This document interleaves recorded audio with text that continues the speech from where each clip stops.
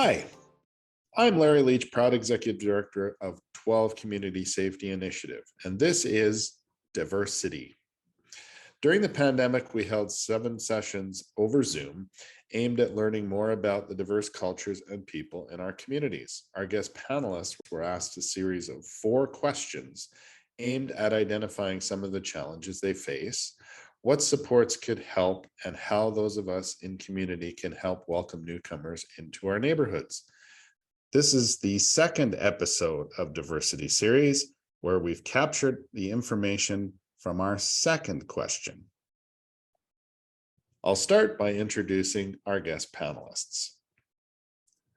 Core Top, Elder Doreen Spence,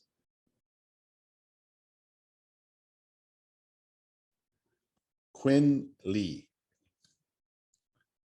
Daryl Castro, Mayor Yang, Ernie Alama, Anthony Antonio Chim, Brenda Marmolejo, Gucharan Tin, Jennifer Vu, Patricia Cruz, and Cam Stewart, and Colby Delorme. Thank you all for participating today. Okay, let's go to our second question. What kind of supports would you want for your community members? Take it away, Colby. I'm the past chair of Muscanawa. Now, that's an organization in Calgary that works with our Indigenous families and youth doing the social work for children's services. So this is very difficult work, very controversial work for Indigenous people. One of the things that our CEO at Muscanawa talks about is the practice of culturally appropriate programming and social services. Through the act of using culturally appropriate models, our families feel that we are truly working with them, trying to be proactive, trying to ensure that these extreme measures are not employed and used upon them, and when they are used, that they are not working within a model that is completely debilitating. I think that there's other organizations, other service sectors that could learn from employing these strategies of culturally appropriate services. Thank you very much, Colby. Daryl, you're next. The number one thing I've seen as, I don't know if it's just me, but I feel like a lot of my generation experiences a lot of mental health issues. Unfortunately for the Filipino culture, I don't want to speak for everybody, but as much as I know, a lot of them don't believe in mental health and just shrug it off and call it maarte, which is Filipino for basically being dramatic. So a lot of the people in my community don't face their issues at all, and it just goes bad. Really terrible, because I think I've actually known 2 people in my high school who have committed suicide out of depression. And I feel like if they did get the help that they needed, they could have gone differently.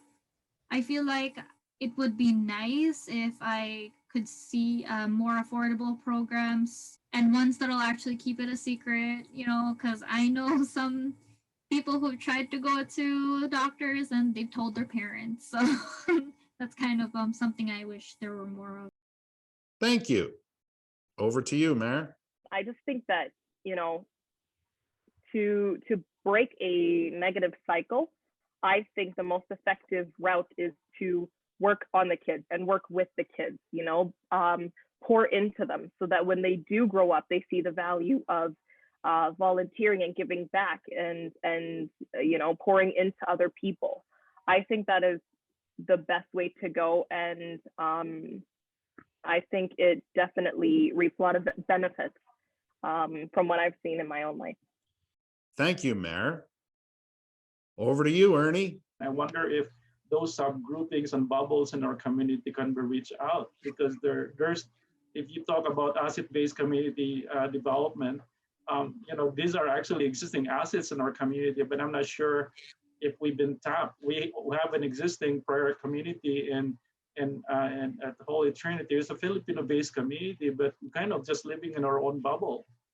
And then another one that I can see support, maybe I already mentioned, maybe a community shared space, the community where a community can go and have conversation. I have in my cell phone called the Nextdoor app. The Nextdoor app connects the people within the greatest forest lawn area. If I look at that app and look at what's going on in my community, I think it's very, very useful at this point in time. Thanks, Ernie. On to you, Quinn. I have been to our community for nearly 1 year, but I didn't know that we have a community association.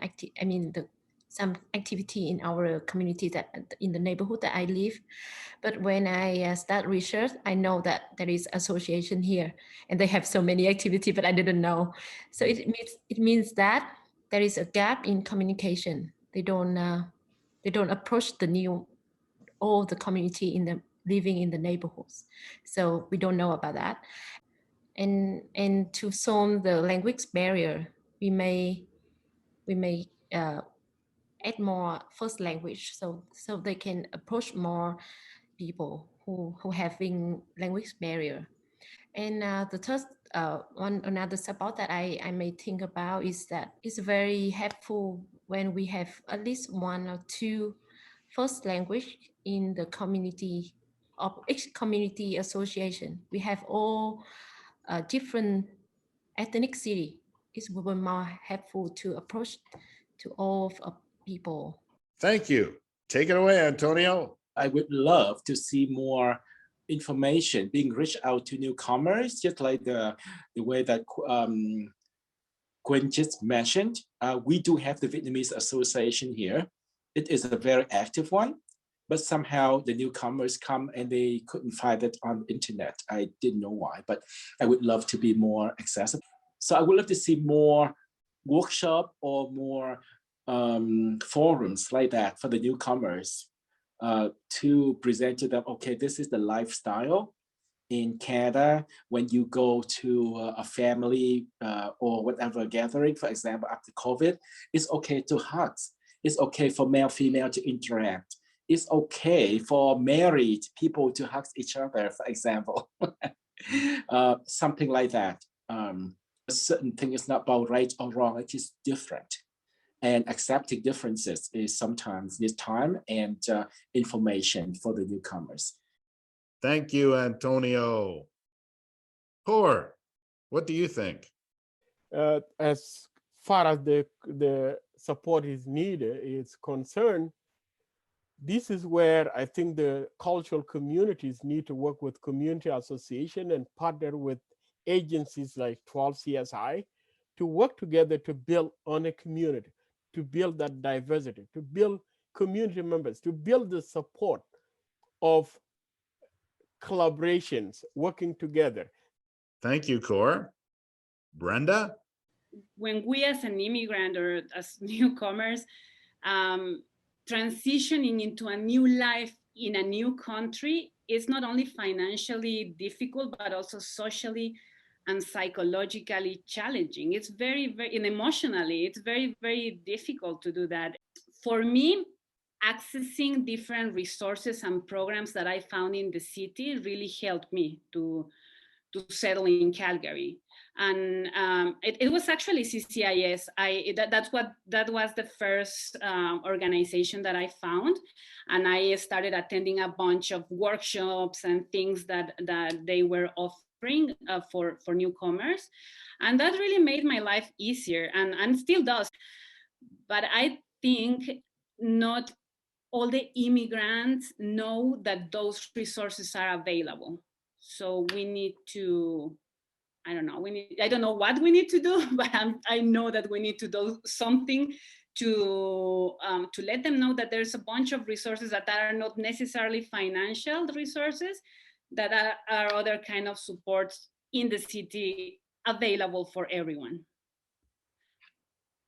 That was great. Thank you. Gurcharan. The thing of concern for me is that the people who migrate over here, they bring very big degrees with them. Some are PhDs, some are masters. And they have to go through a process to do the bachelor sometimes again. So this thing really pinches me that why not our universities, maybe of Latin America, maybe of South India, South Asia, why they are not thought to be equal to these universities or universities of Europe. Anything to add, Patricia? Yes, we have a lot to offer to this country because that's why we are coming. Canada needs people, you know, and go to easy the process of accreditation. I think that is going to be very important in all levels. And I know that this is a huge topic that is going in a huge level, in the high level. The government say one thing because government knows that we need immigrants, but the college and the professional schools say another things. Yes, but you have to do this, you have to do that. And it's not like we are asking for a special treatment. We are asking to facilitate the process. Don't make it more difficult than it is already. Just speaking about my process, I spent 10 years. I had the resources and I have the patience to go to the over all this time, but I know everyone have that time. It's win-win because it's Canada have more professionals. Well, that's good for us too. Thanks, Patricia. Elder Doreen Spence. We've always had to think outside the box. We've always had to be forced to learn other people's culture and traditions and honor and respect them. But what I always found sad was they knew nothing about our culture, which really is the foundation of Canada and North America on a global scale. We're very much honored when we travel to other countries, like in Europe. People just will book solid to just have an opportunity of talking to you and access the wisdom. And so for me, it's learning the culture.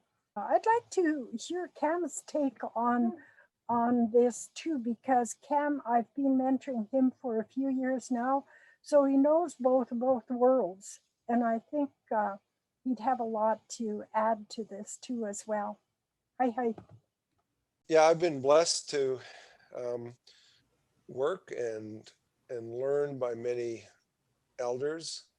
I've been very honored to participate in 2 fast vision quests with grandmother, and those are some of the highlights of my life, both spiritually and intellectually. To me, it's about cultural appreciation instead of appropriation, and really, it's not up to Indigenous people to teach us about them. Plain and simple. It's about us to learn, to ask the questions, to listen to the knowledge keepers, and I think this is a good opportunity for people here is to ask those questions and listen to the stories. Thank you, Cam, and thank you to all of our panelists for openly sharing their experiences. You have certainly given us a lot to consider. I look forward to hearing your answers to the 3rd question in the 3rd and next episode of DiverseCity.